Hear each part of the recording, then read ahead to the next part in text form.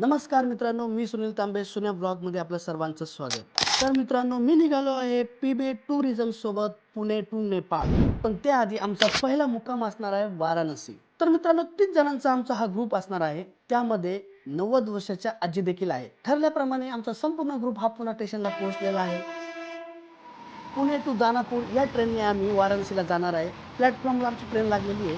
तुम्ही पाहू शकता माझ्या पाठीमागे. संपूर्ण प्रवास हा आमचा फर्स्ट एसीने असणार आहे.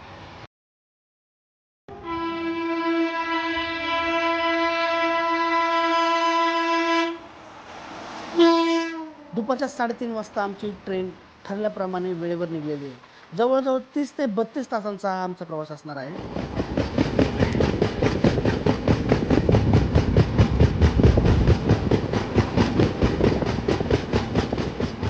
ट्रेनमध्ये बसल्यानंतर काही वेळातच ज्यांनी ज्यांनी घरून डबे आणले होते, जेवण आणलं होतं, ते सोडून आम्ही सर्वजण खायला लागलो. खरंच खूप मजा येते ट्रेनमध्ये घरचं जेवण खायला.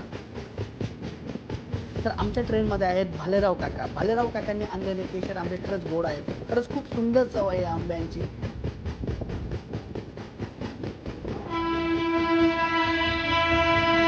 तर ट्रेनमधला हा आमचा दुसरा दिवस आहे. सकाळ सकाळी एका ट्रेनच्या आवाजाने जाग आली. पाहिलं तर ट्रेन एका स्टेशनवर थांबलेली आहे. खाली उतरून सगळ्यात आधी पाणी घेतलं. आधी ते 20 रुपयाला एक बॉटल म्हणत होते, पण कॅमेरा पाहिल्यानंतर 30 बॉटल आम्हाला 14 रुपयाला दिली. कारण रेल जेलची ओरिजिनल किंमत ही 14 रुपयाच आहे.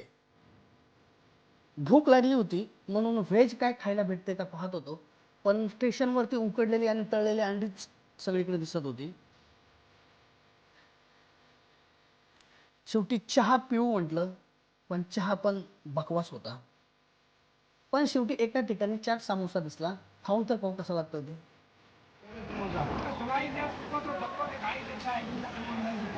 देतो एक प्लेट समोसा.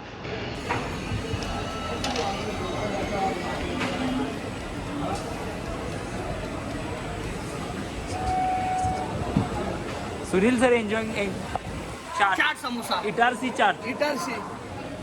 सकाळ सकाळ इटारसीला गाडी थांबलेली. मस्त चाट भेटलेला आहे. पुढंच काय खायला भेटलं नव्हतं, पण इथं समोसा आणि चाट भेटलेला आहे. आता मस्त आधी बुकीमध्ये जाऊन खातो.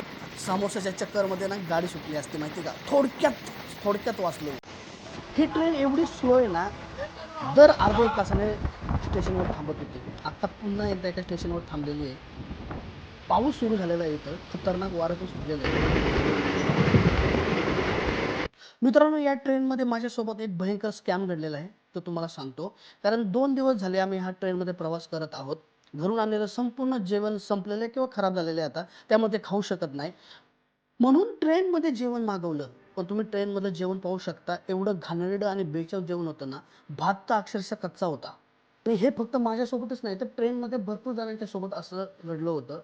शेवटी आम्ही त्या माणसाला शोधलाच. पूरा चावल कच्चा है, पूरा का पूरा चावल कच्चा है. आ रही ना बूढ़ी औरत को लिया था महाराज को, पूरा खाना कच्चा है और पूरा चावल कच्चा है. 120 रुपए किस बात के लिए तूने पैसा वापस चाहिए. कच्चा चावल खाना कच्चा चावल देगा। और अब मैं सर रिक्वेस्ट करना चाहता हूँ IRCTC से ऐसे लोगों का लाइसेंस चेक किया जाए और उनको उनके आगे स्ट्रिक्टली एक्शन लिया जाए। ये लोग 120 रुपए लेते हैं और खाना कुछ भी नहीं दे रहे हैं, कुछ भी नहीं देते. और ये ट्रेन है। हे देखो पूरे भाई लोगों का खाना वैसा ही था. मित्रांनो, जेवण जे घेतलं होतं आम्ही ते अत्यंत घाणेरडं जेवण होतं. पण आम्ही अख्ख्या भुकेमध्ये ज्यांनी ते जेवण घेतलं होतं त्यांना सर्वांना पैसे रिफंड दिलेले आहेत. हमारा यूपी वाला भैया बहुत ही भड़क गया था. ऐसा लग रहा था उसको फेंक ही देगा अभी बाहर.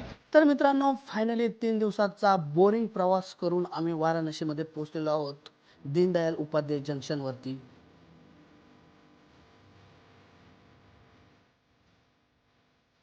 परवा आम्ही किती वाजता बसलो होतो? 3:30 वाजता. 3:30 वाजता पुणे स्टेशनवरून बसलो होतो. तर 3 दिवसानंतर सकाळी 6 वाजता इथे पोहोचलो. टोटल 42 तासाचा प्रवास झालेला आहे.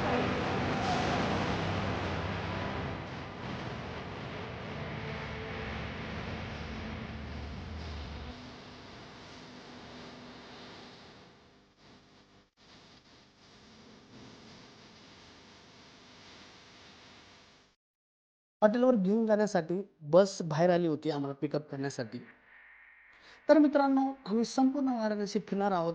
ते पुढच्या ब्लॉगमध्ये मी दाखवणारच आहे. त्यासाठी स्नेहा ब्लॉग यूट्यूब चॅनलला सबस्क्राईब नक्की करा. Thank you.